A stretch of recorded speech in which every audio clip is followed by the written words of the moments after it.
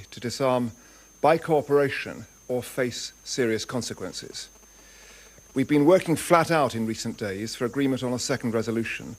That process is now coming to a conclusion, which I think will have to happen before the end of this week.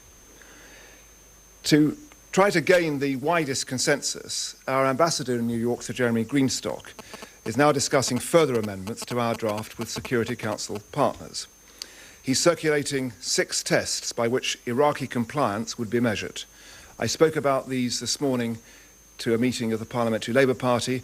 The Prime Minister referred to them during Prime Minister's questions later this morning. Each of these tests is demanding but eminently deliverable.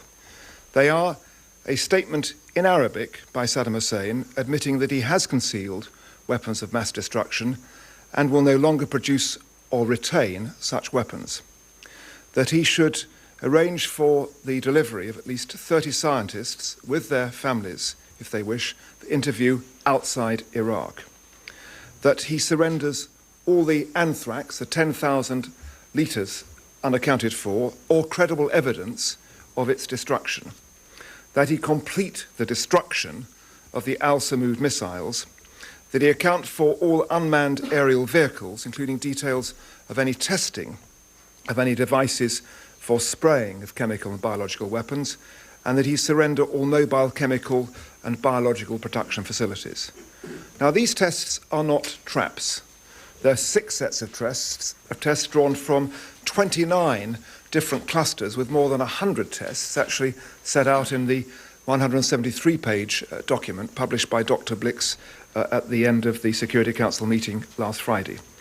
Each one of these tests could be met promptly if only Saddam Hussein were to make the strategic choice to cooperate with the United Nations. And we are not asking that Saddam disarms completely within the timescale anticipated. We have never done so. What we are, however, asking is that these tests are used as a measure of whether at long last he's come into cooperation.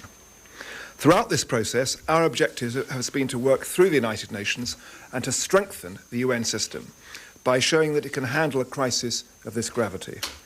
Despite the threats to veto our resolution, whatever the circumstances, we still think that this is the right approach. It's in the United Kingdom's national interest, but more importantly, in the interests of the world community and the UN as a whole.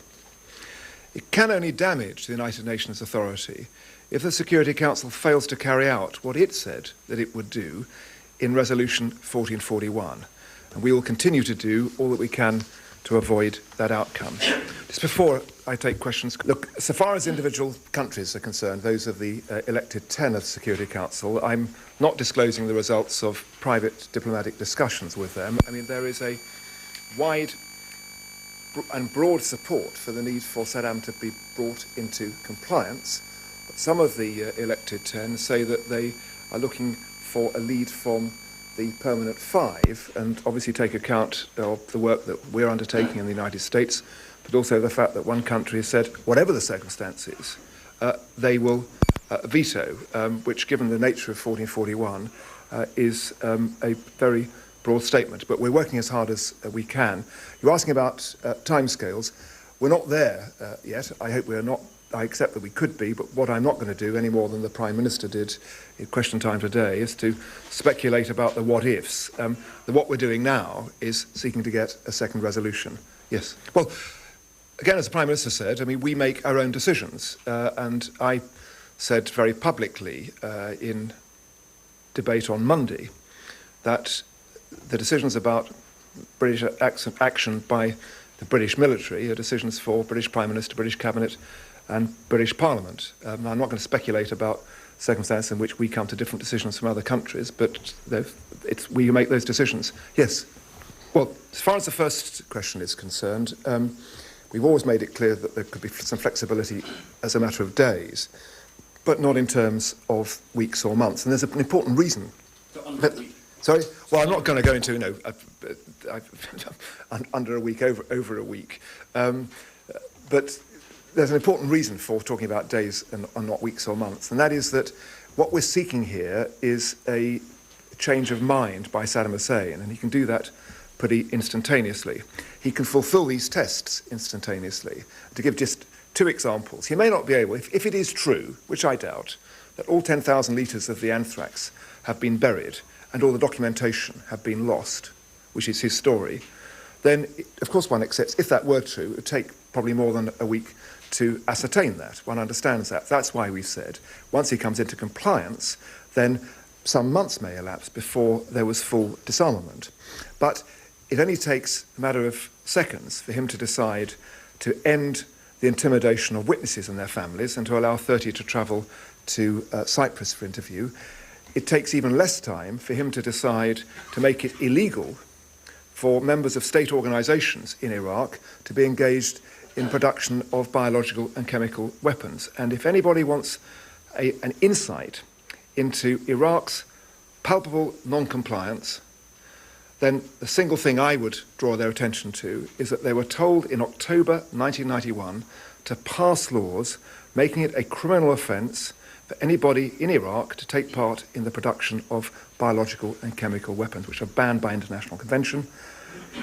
And as Dr. Blix reported last week, despite further injunctions by the inspectors, all that so far happened is an ostensible presidential decree banning the production of this kind of weaponry and people's involvement in it if they're working for private or mixed companies. Now, the one thing I know about the production of chemical and biological weapons the world over when it did take place is it took place in state organisations, not mixed or private companies. So, yes. Sorry, just questions to the American administration are matters for the American administration. I answer for the British government, but I do just point out that the American government signed up fully to 1441. They put the matter into the United Nations, and I commend them for that, and they are seeking, as we are, Saddam's disarmament by peaceful means, if that is remotely possible. Yes? God. Well, I mean, these 6 tests have been pared down from a much larger number of tests in Dr. Blix's 173-page outstanding disarmament issues document, and they represent, I think, the minimum that anybody on the Security Council should require as a test of whether Saddam Hussein is in compliance. Sorry, your second question was?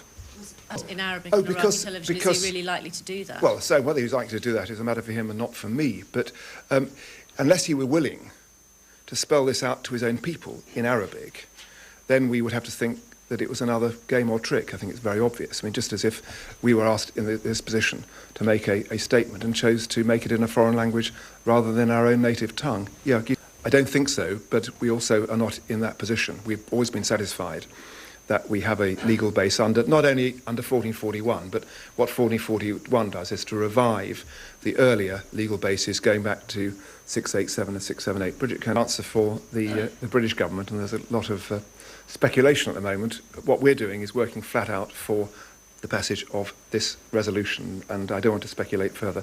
I spelt that out in my speech last Friday in the Security Council, that what we want in a matter of days is clear proof that Saddam has now made a strategic decision to cooperate actively, fully and immediately with the weapons inspectors. Dr. Blix, in his most current report, the one he issued last Friday, said that the inspection process within a benign cooperative environment would probably take a matter of months, and we accept that, but it can only happen, there can only be confidence in it if there is cooperation. Yeah.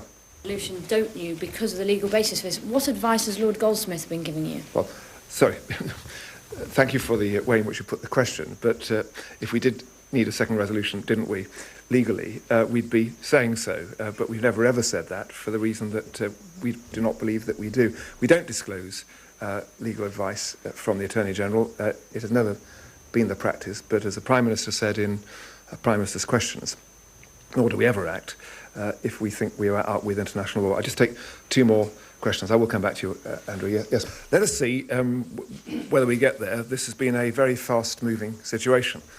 Last November, I thought that it was palpably obvious, 15 countries having signed up to 1441, that if Iraq became in further material breach, which it palpably is already, that paragraphs 12 and 13 would automatically apply and there would be no argument about that. I did not expect to see one permanent member of the United Nations saying, whatever the circumstances, that country would veto a second resolution. But that is a circumstance which we have to take into account.